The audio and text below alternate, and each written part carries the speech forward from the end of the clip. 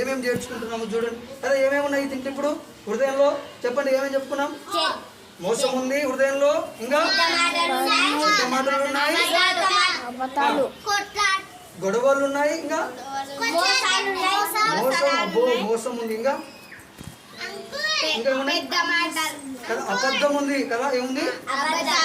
ఇవల్ల మన హృదయంలోనికి ఇప్పుడు ఉన్నాయి కదా, అందరి హృదయాల్లో ఉన్నాయి కదా కదా. అయితే ఇప్పుడు పిల్లలు ఇవన్నీ పోవాలంటే ఏం చేయాలన్నా అని మీరు అడిగినారు అనుకో, నేనేం చెప్తానంటే ఇవన్నీ మన హృదయంలో ఉన్నామనుకో పిల్లలు, యేసే మనల్ని ఇష్టపడతాడా కదా? యేసే మనల్ని ఇష్టపడతాడా పిల్లలు? ఇష్టపడడు కదా.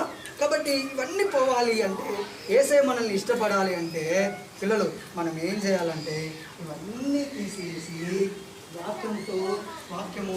వాక్యం అనే నీళ్ళతో మనం ఎప్పుడైతే నింపుకుంటామో కదా, ఏమవుతుంది నాన్న కదా?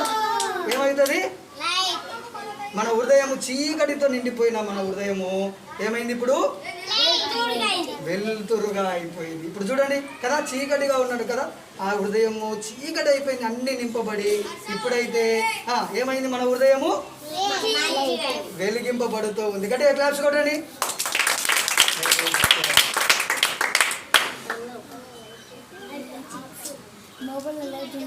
అర్థమైందా? కాబట్టి మన హృదయం ఎప్పుడు వెలుగుతూనే ఉండాలి. మన హృదయం చీకటిగా ఎప్పుడు ఉంటుంది? ఎప్పుడైతే మోసము ఇవల్ల ఉన్నాయనుకో మన హృదయం చీకటితో ఉన్నట్టు. చీకటితో ఉందంటే యేసయ్య మనల్ని ఇష్టపడడు. కాబట్టి మన హృదయంలో చీకటి పోవాలి అంటే ఏం చేర్చుకోవాలి? మన హృదయంలో వెలుతురు. అంటే వెలుతురు అంటే ఏంటి? వాక్యము. ఎప్పుడైతే మన హృదయంలో వాక్యం ఉంటుందో అప్పుడే మనకు వెలుతురు వస్తుంది అనమాట.